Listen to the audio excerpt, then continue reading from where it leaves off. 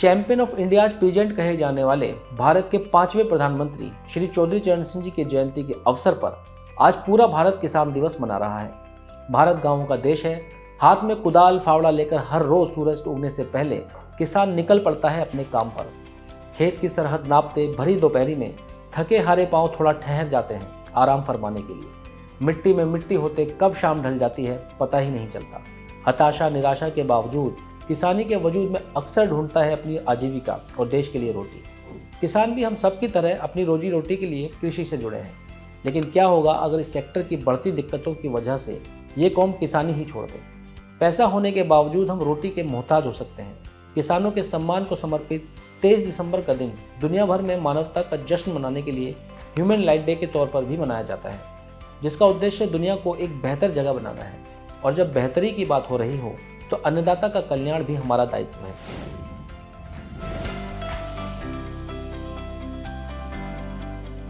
23 दिसंबर 1902 में उत्तर प्रदेश के गाजियाबाद जिले के नूरपुर गांव में जन्मे चौधरी चरण सिंह एक गरीब किसान परिवार से संबंध रखते थे।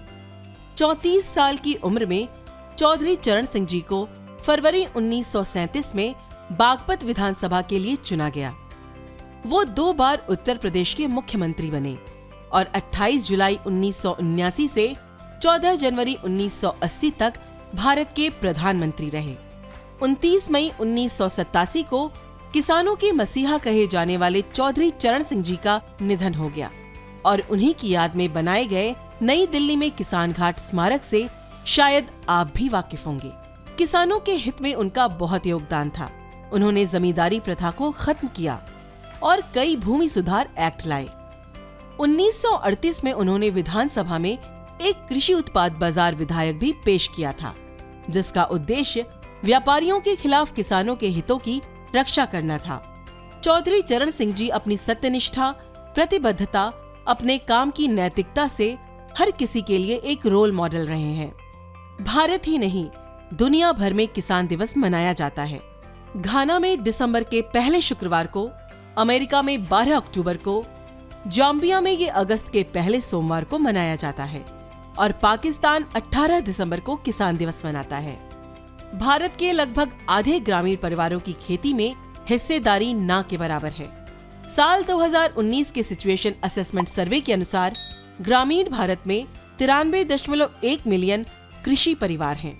इंडिया मीटरोलॉजिकल डिपार्टमेंट की रिपोर्ट के अनुसार पिछले 6 सालों में बाढ़ और ज्यादा बारिश के कारण देश का 33.9 मिलियन हेक्टेयर क्षेत्र फसल के लायक नहीं रहा और 35 मिलियन हेक्टेयर हमने सूखे के कारण खो दिया है। बहुत से कारण हैं जिनकी वजह से आज लोग किसानी में भविष्य नहीं देख पा रहे। आज देश का अन्नदाता आत्महत्या के मुकाम पर पहुंच रहा है। शायद हम उनकी जमीनी दिक्कतों को दूर करने में अब भी नाकामयाब हैं। एग्रीकल्चर सेक्टर और इंडस्ट्री आपस में एक दूसरे पर निर्भर है। सरकार को भी इस साइकिल को समझने की कोशिश करनी चाहिए कि अगर किसान फाइनेंशियली कैपेबल नहीं है तो वो नए प्रोडक्ट्स यानी नई टेक्निक नहीं खरीद पाएगा, जैसे कि tractor, seeder and fertiliser equipments.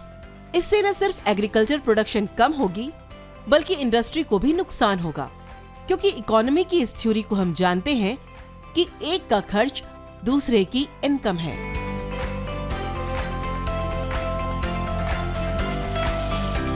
आज का दिन एक खुशहाल, पीसफुल और पॉजिटिव दुनिया को डेडिकेटेड है। प्राचीन समय से लेकर आज तक हम मानव के अस्तित्व की बहुत रोचक कहानियां सुनते आए हैं, जिनमें एक कॉमन फैक्टर मानवता है।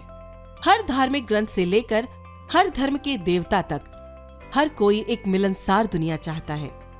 आज ह्यूमन लाइफ डे के अवसर पर क्यों न हम अपने किसानों सहित हर किसी को मानवता के आधार पर उनके अधिकार, सम्मान और प्यार उन्हें लौटाएं।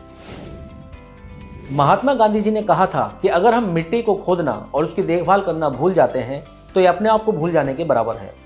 कृषि प्रधान देश कहलाना ही काफी नहीं है।